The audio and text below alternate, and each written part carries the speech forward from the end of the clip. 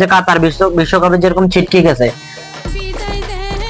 বা 14 বিশ্বকাপে যেরকম 7টা গোল খাইছে। হ্যালো গাইস, কি অবস্থা? আজকের এই নতুন ব্লগে আমরা আমাদের ব্লগে নিয়ে এসেছি একজন ব্রাজিল সমর্থককে, যার নাম হচ্ছে মেহরাজ।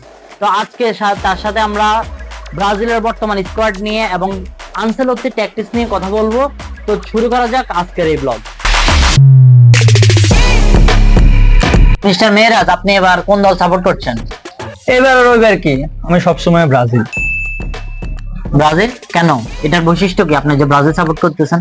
আমি ব্রাজিল সাপোর্ট করতেছি। আমার এই দলটা ছোটবেলা থেকে আমি নেইমার ফ্যান, নেইমারের খেলা দেখছি, এজন্য আমি নেইমারের কারণে এই দলটাকে এত ভালোবাসি। তো এইবারের বিশ্বকাপে কি মনে হইতেছে ব্রাজিল সম্পর্কে?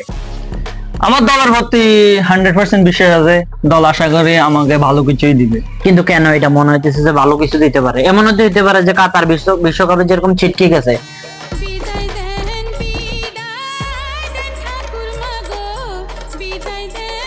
বা 14 বিশ্বকাপে যেরকম 7টা গোল খাইছে।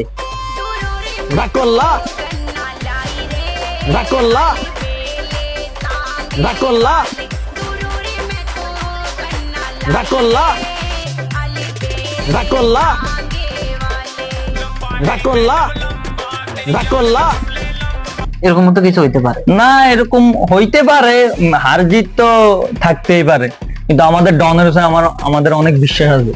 ডন? এই ডনটা আবার কে? Don Carlo Ancelotti, comeback king.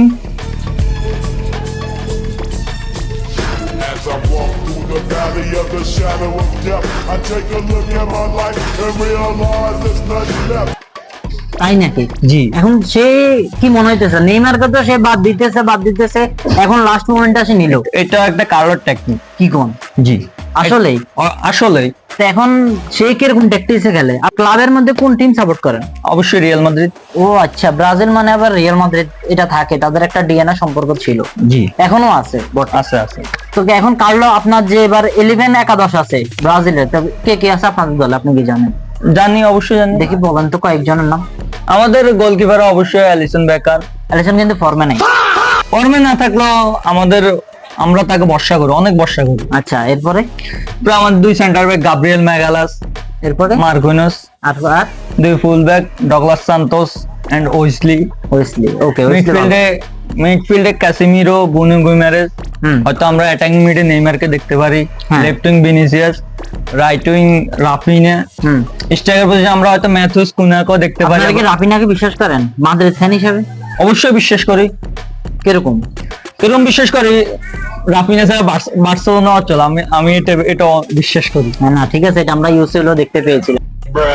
জি। হ্যাঁ, তো আপনাদের তাহলে সেন্টার ফরওয়ার্ডে কে খেলতেছে? আমাদের হয়তো ম্যাথুস কুনা থাকতে পারে, এন্ড্রিক থাকতে পারে, ইগার থিয়াগো থাকতে পারে। তবে এবার ব্রাজিল দলে কিন্তু আমরা নতুন কয়েকজন চেনা মুখ দেখতে পাইতেছি। এটা কি ডন কার্লোর একটা ট্যাকটিক্স বলা যায়?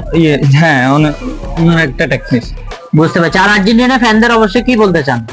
আর্জেন্টিনা রিসেন্ট টাইম অনেক ভালো ফর্মে আছে, আশা করি আর্জেন্টিনা ভালো কিছু করবে। তাই নাকি? জি। তো ঠিক আছে, কথা বলে ভালো লাগলো। জি, ওকে, আসসালামু আলাইকুম।